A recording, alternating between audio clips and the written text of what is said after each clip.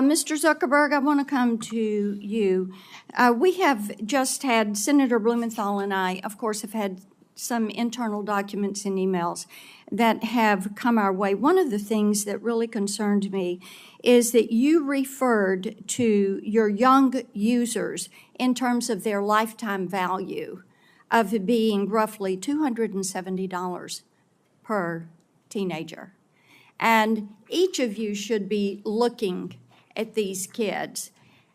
Their T-shirts they're wearing today say, "I'm worth more than $270. We've got some standing up in those T-shirts. Now, and some of the children from our state, some of the children, the parents that we have worked with, just to think, whether it is Becca Schmidt, David Mollick, Sarah Flatt, Annalie Schote, would you say that life is only worth $270? What could possibly lead you? I mean, I listened to that. I know you're a dad. I'm a mom. I'm a grandmom. And how could you possibly even have that thought? It is astounding to me. And I think this is one of the reasons that states, 42 states, are now suing you because of features that they consider to be addictive, that you are pushing forward. And in the emails that we've got from 2021 that go from August to November, there is the staff plan that is being discussed. And Antigone Davis, Nick Clegg, Sheryl Sandberg, Chris Cox, Alex Schultz, Adam Masseri are all on this chain of emails on the well-being plan. And then we get to one. Nick did email Mark for emphasis, to emphasize his support for the package, but it sounds like it lost out to various other pressures and priorities. See, this is what bothers us.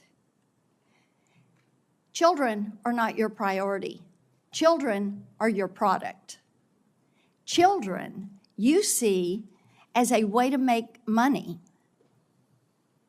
And children, protecting children in this virtual space, you made a conscious decision. Even though Nick Clegg and others were going through the process of saying, this is what we do. These documents are really illuminating. And it just shows me that growing this business, expanding your revenue, what you were going to put on those quarterly filings, that was the priority. The children were not. It's very clear.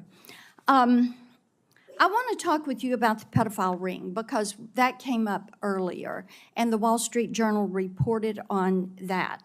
And one of the things that we found out was after that became evident, then you didn't take that content down. And it was content that showed that teens were for sale and were offering themselves to older men. And you didn't take it down because it didn't violate your community standards. Do you know how often a child is bought or sold for sex in this country? Every 2 minutes. Every 2 minutes, a child is bought or sold for sex. That's not my stat. That is a TBI stat. Now, finally, this content was taken down after a congressional staffer went to Meta's global head of safety.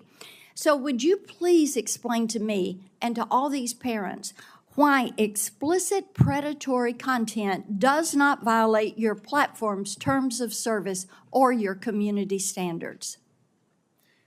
Sure, Senator. Let me try to address all of the things that you just said.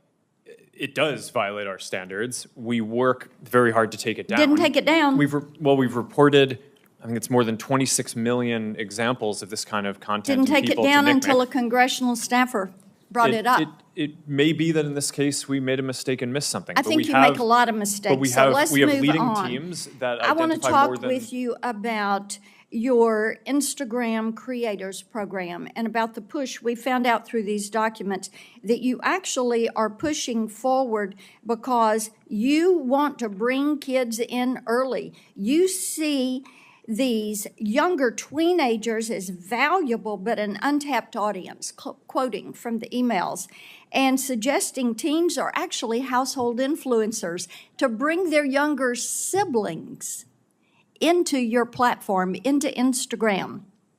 Now, how can you ensure that Instagram creators, your product, your program, does not facilitate illegal activities when you fail to remove content pertaining to the sale of minors? And it is happening once every 2 minutes in this country.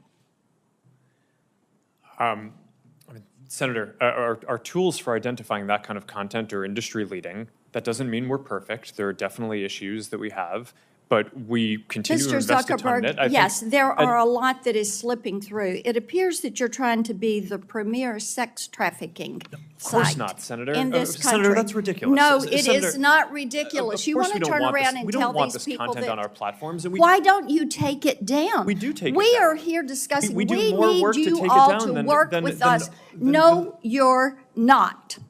You are not. And the problem is, we've been working on this. Senator Welch is over there. We've been working on this stuff for a decade. You have an army of lawyers and lobbyists that have fought us on this every step of the way. You work with NetChoice, the Cato Institute, Taxpayers Protection Alliance, and Chamber of Progress to actually fight our bipartisan legislation to keep kids safe online. So are you going to stop funding these groups? Are you going to stop lobbying against this and come to the table and work with us? Yes or no? Senator, we have a... Yes or no? Of course we'll work with you on the legislation. Okay, I mean, the it's door been hard is to- open. We've got all these bills. You need to come to the table. Each and every one of you need to come to the table. And you need to work with us. Kids are dying.